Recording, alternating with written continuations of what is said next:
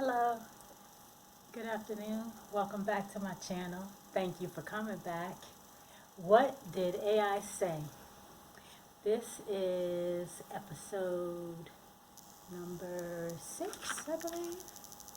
Yep, this is episode number 6. Going by pretty quick. Uh, let's go ahead and jump right into our question for today. The question for today is Nazism a problem in Africa? So we're going to start by asking Chatgpt, and this is what AI had to say. Nazism is not a widespread or systemic problem in Africa in the same way it has been in Europe or North America. However, there are some nuances to consider. Small fringe groups in a few African countries, especially South Africa, there have been small fringe groups or individuals expressing neo-Nazi or white supremacist ideologies.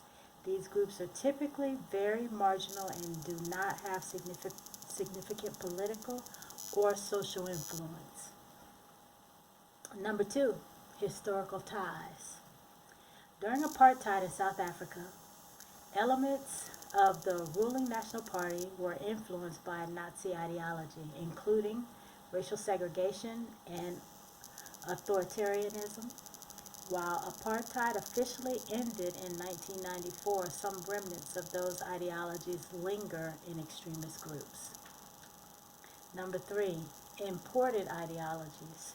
Occasionally, individuals in African countries may adopt far-right or neo-Nazi symbolism, often out of ignorance of the full historical context, or as part of broader nationalist or anti-immigrant sentiments. This is more a reflection of global internet influence than homegrown ideology. Number 4, extremism in other forms. Africa faces more pressing issues with other forms of extremism, such as religious fundamentalism, ethnic nationalism, and political authoritarianism, which are far more prevalent and dangerous than Nazism. In short, Nazism exists only on the fringes in Africa and is not a widespread or dominant force. Okay, so that was ChatGPT's response. Let's look at what Deepseek had to say.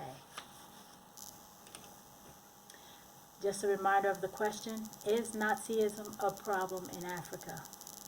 Nazism, the ideology rooted in Adolf Hitler's regime, is not a significant or widespread problem in Africa. However, nuanced considerations provide a clear picture. Number 1, historical context. During the Nazi era, most African nations were under colonial rule. Post-World War II, African movements focused on decolonization rather than adopting European fascist ideologies. Number 2, contemporary extremism. South Africa, far-right groups like the Afrikaner, worse than Beweging, AWB exist. I know I butchered that, but that is a word that is very long and difficult. Anyway, the AWB group exists, emphasizing Afrikaner nationalism.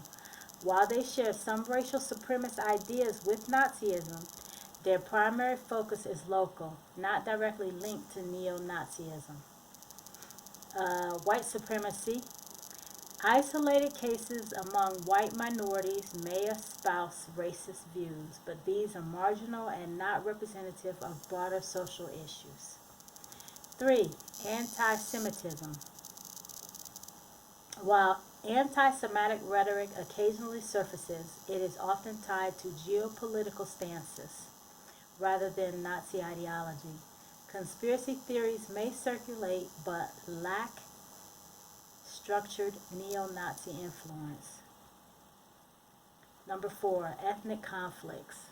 Conflicts like the Rwandan genocide stem from local ethnic tensions, not Nazi ideology, though hate speech tactics may have parallels. Interesting. Global influences. The internet allows exposure to extremist ideologies, but documented cases of neo-Nazi activity in Africa are rare and isolated. Number 6, political rhetoric. The term Nazi is sometimes used metaphorically to condemn oppression, but does not indicate actual adherence to Nazism. Conclusion. Nazism is not a systemic issue in Africa. Challenges related to extremism are predominantly rooted in local, ethnic, political, or religious dynamics. While fringe elements may exist, they are not representative of a continent-wide problem. Addressing Africa's complex issues requires understanding these unique contexts rather than framing them through a Eurocentric lens. So that was Deepseek's response to, is Nazism a problem in Africa? The reason that I decided to ask that question was because I was watching a video of the current president of Burkina Faso, Ibrahim Traore, and he had mentioned Nazism, which to me, you know, if it wasn't for our current administration and what has been going on with that, I didn't think that it was still, you know, even prevalent. But, I mean, he didn't say that it was prevalent, but he did mention that they had bouts of it. And as Chatgpt said, that there are, you know, groups on the outskirts. How did they put it exactly? Small fringe groups, the Afrikaners in South Africa, which interestingly is where the immigrants came from. So now we have to wonder, is that, or were they a small fringe group of extremists that were brought to the U.S. under the guise of refugees? Hey, just some food for thought. If you have any question as to how any of this affects our daily lives. We have enough racism. I don't know that we need to be shipping in anymore. I want to share a positive saying. That's one thing that I want to start doing on these videos. And I have some great ones. And every time I sit down here to do the video, I always forget them. Let me see if I can think of a good one.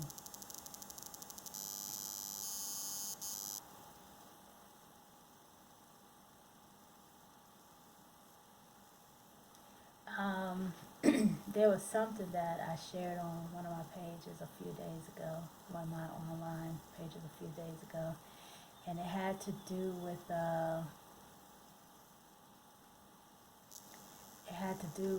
letting go. You know, a lot of religious people say let go and let God.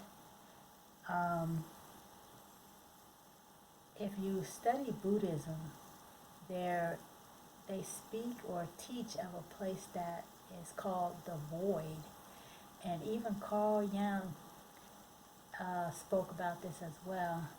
And it's where you let go and absolutely feel nothing. And so I don't mind the saying let go, let God, let go and let God, but I like the let go because I think that a lot of times we have a tendency to hold on to things. And one thing I'm so glad about is that, you know, my memory is not great. So as you see, I have to copy and write down. I have journals. I keep a lot of notes so that I can go back and look at things that I was thinking about or I wrote about. So it's like once I write something down or once I print it out, I let it go. because I know that there's a reference somewhere that I have it. So